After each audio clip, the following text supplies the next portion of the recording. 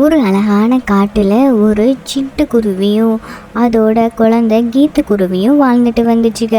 அதுக ரொம்ப ஏழ்மையான குருவிக. அதுக சாப்பாட்டுக்கே ரொம்ப கஷ்டப்படுற குருவிக.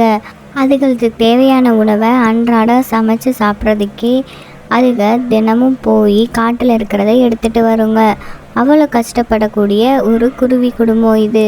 அந்த கீத்துக்குருவிக்கு பிறந்த நாள் வேற வந்துருச்சு. இப்போது அந்த சிட்டுக்குருவிக்கிட்ட அந்த கீத்துக்குருவி கேட்குது, அம்மா அம்மா என்னோட பிறந்த நாள் வரப்போகுது, அதுக்கு நிறைய ட்ரெஸ்ஸு, சாக்லேட்டு, கேக்கெலாம் வாங்கணுமா.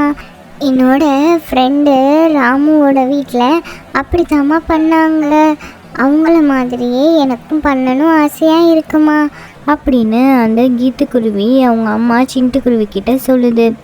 அதுக்கு அந்த சிட்டுக்குருவி, நம்மளே ரொம்ப ஏழ்மையான குடும்பம், நம்ம இவ்வளோ ஆடம்பரமாலாம் பிறந்த நாள்லாம் கொண்டாட முடியாது.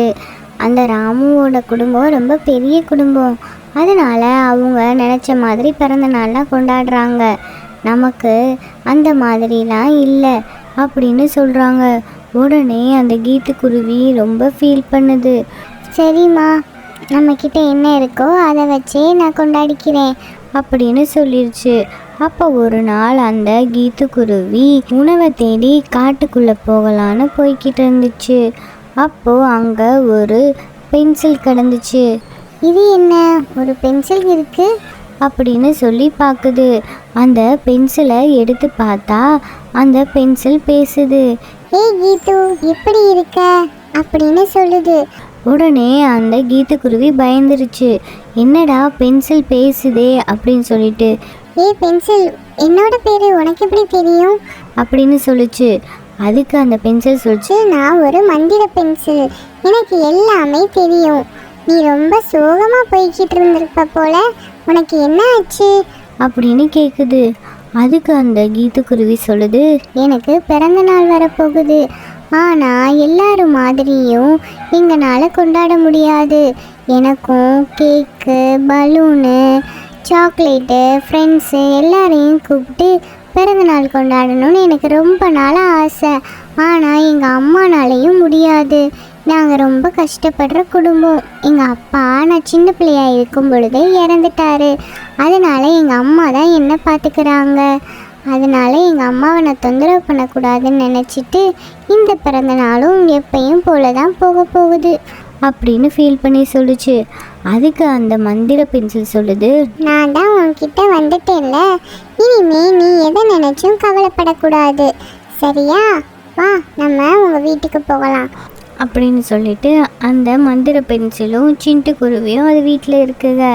அப்போது அந்த மந்திர பென்சில் சொல்லுது, உனக்கு என்ன தேவையோ அதை என்னோட பென்சிலை வச்சு வரைஞ்சினா உனக்கு கண்டிப்பாக கிடைக்கும் அப்படின்னு சொன்ன உடனே அந்த கீத்துக்குருவி பர்த்டே கேக்கு, பலூனு எல்லாம் வரைஞ்சிச்சு. அதை வரைஞ்ச உடனே அது ஒரு பர்த்டே பார்ட்டி மாதிரி ஆயிடுச்சு. அந்த கீத்துக்குருவி அழகாக அது பர்த்டேக்கு ரெடியாக இருந்துச்சு. அப்போது கீத்துக்குருவியோட அம்மா சிட்டுக்குருவி அங்கே வருது. வந்து பார்த்து, என்ன எல்லாம் உனக்கு எப்படி கிடச்சிச்சு, இதெல்லாம் வாங்க உனக்கு ஏது காசு அப்படின்னு அவங்க அம்மா கேட்குறாங்க. அதுக்கு அந்த கீத்துக்குருவி நடந்த எல்லாத்தையும் சொல்லுது. அப்படியா, ரொம்ப சந்தோஷம். அப்போது அந்த கீத்துக்குருவி அவங்க அம்மா கிட்ட, அம்மா அம்மா என்னோட ஃப்ரெண்ட்ஸ் எல்லாத்தையும் என் பர்த்டே கூப்பிட்றேன் அம்மா அப்படின்னு சொல்லுது. அதுக்கு அந்த சிட்டுக்குருவி, சரி இப்போ தான் நம்மக்கிட்ட எல்லாம் வந்துடுச்சுல, நீ தாராளமாக கூப்பிடு அப்படின்னு சொல்லிட்டு எல்லா ஃப்ரெண்ட்ஸையும் கூப்பிடுதுங்க. அப்போது அந்த ராமுக்காகமும் வருது. கீத்துவோட கேக்கு, வீடு எல்லாத்தையும் பார்த்து ரொம்ப பொறாமப்படுது. என்னடா இந்த கீத்துக்குருவி ரொம்ப கஷ்டப்படுறேன்னு சொல்லிச்சு, ஆனால் இதுக்கு மட்டும் எப்படி இவ்வளோ அழகான கேக்கு, பலூனு, ஃப்ரெண்ட்ஸுன்னு எல்லாருமே வந்து இந்த பார்ட்டி அழகாக நடக்குதே அப்படின்னு பொறாமப்படுது. பர்த்டே பார்ட்டி எல்லாம் நல்லபடியாக முடிஞ்சு எல்லா பறவைகளும் அவங்கவுங்க வீட்டுக்கு போயிருச்சுங்க. அப்போது அந்த சிட்டுக்குருவி அந்த மேஜிக் பென்சில் கிட்ட கேட்குது, எனக்கு உதவி வேணும், என்னோடய வீடு ரொம்ப பழசாக இருக்குது, அதனால் எனக்கு ஒரு வீடு மட்டும் வேணும் அப்படின்னு கேட்குது. அப்போது அந்த மந்திர பென்சில், உங்களுக்கு என்ன தேவையாக இருந்தாலும் நீங்கள் வரைஞ்சிங்கன்னா உங்களுக்கு கண்டிப்பாக கிடைக்கும் அப்படின்னு சொல்லுது. உடனே அதே மாதிரி அந்த சிட்டுக்குருவி ஒரு வீடை வரைஞ்சிச்சு. அதே மாதிரி காரு வீடு எல்லாம் வரைஞ்சி அவங்க ஒரு நல்ல பணக்காரங்களாக ஆகிட்டாங்க. அதை எல்லாத்தையும் பார்த்துக்கிட்டு இருந்த அந்த ராமுக்காகவும் இவங்க மட்டும் எப்படி இவ்வளோ பணக்காரங்களானாங்க திடீர்னு அப்படின்னு யோசிச்சுக்கிட்டே இருந்துச்சு.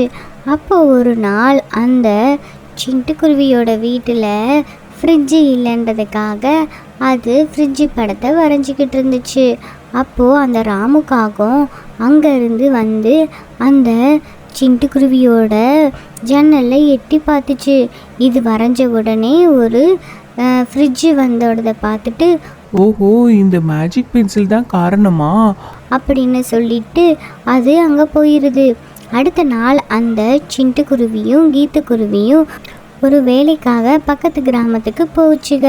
இதை பார்த்த அந்த ராமுக்காகவும் இதுதான் சரியான நேரம், அது வீட்டில் போய் நம்ம அந்த பென்சிலை எடுத்துடலாம் அப்படின்னு சொல்லிட்டு அந்த சிட்டுக்குருவியோட வீட்டுக்கு போகுது. போய் அந்த பென்சிலையும் திருடிட்டு வந்துடுது. வந்து அதோட வீட்டில் அது ஒரு அழகான டிவியை வரையுது. ஆனால் அது வரவே இல்லை. என்னடா நம்ம வரைஞ்சா மட்டும் எதுவுமே வரமாட்டேங்குது அப்படின்னு சொல்லி பார்க்குது. அப்போது அந்த கீத்துக்குருவி அது வீட்டில் பென்சிலை காணான்னு அந்த ராமுக்காகத்துக்கிட்ட வந்து கேட்போன்னு வருது. வந்து பார்த்தா இது வரைஞ்சிக்கிட்டு இருக்கு.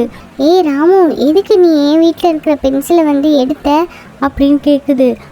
நீ மட்டும்தான் பணக்காரன் ஆவியா, நாங்களாம் ஆகக்கூடாதா? உன்னோட பென்சிலெல்லாம் தர முடியாது, நீ கிளம்பு அப்படின்னு சொல்லி அந்த ராமுக்காகவும் அந்த கீத்துவை அனுப்பிச்சி வச்சிருது. அதுக்கப்புறம் அந்த மேஜிக் பென்சிலில் வச்சு அது ஒன்று ஒன்றா வரைஞ்சி பார்க்குது. எதுவுமே வரலை. அந்த பென்சில் கிட்ட கேட்குது, ஏய் மேஜிக் பென்சிலே, ஏன் எனக்கு மட்டும் வரமாட்டேங்கிற? நான் வரைகிறது எதுவுமே வரலையே, ஆனால் அந்த கீத்துக்குருவி வரைஞ்சது மட்டும் எப்படி வந்துச்சு அப்படின்னு கேட்குது. அதுக்கு அந்த மேஜிக் பென்சில் பேசுது, நீ என்ன தவறாக யூஸ் பண்ணக்கூடாது. நான் சிண்டுவோட வீட்டில் தானே இருந்தேன். நீ அதை திருட்டுத்தனமாக எடுத்துகிட்டு வந்து வரைஞ்சினா நான் எப்படி உனக்கு நல்லது பண்ணுவேன்? என்னைய நல்லவங்க யூஸ் பண்ணாதான் நான் அவங்களுக்கு நன்மை பண்ணுவேன். உன்ன மாதிரி கெட்ட குணங்கள் திருட்டுத்தனம் இருக்கிற காகங்களுக்கு நான் எந்த உதவியும் பண்ண மாட்டேன் அப்படின்னு சொல்லிட்டு அந்த மேஜிக் பென்சில் சிண்டுவோட வீட்டுக்கு கீத்துவோட வீட்டுக்கு போயிருச்சு. இந்த கதை மூலியமா என்ன தெரியுதுன்னா, நம்ம அடுத்தவங்களை பார்த்து என்றைக்குமே பொறாமப்படக்கூடாது. நம்மக்கிட்ட இருக்கிறத வச்சு சந்தோஷப்படணும்.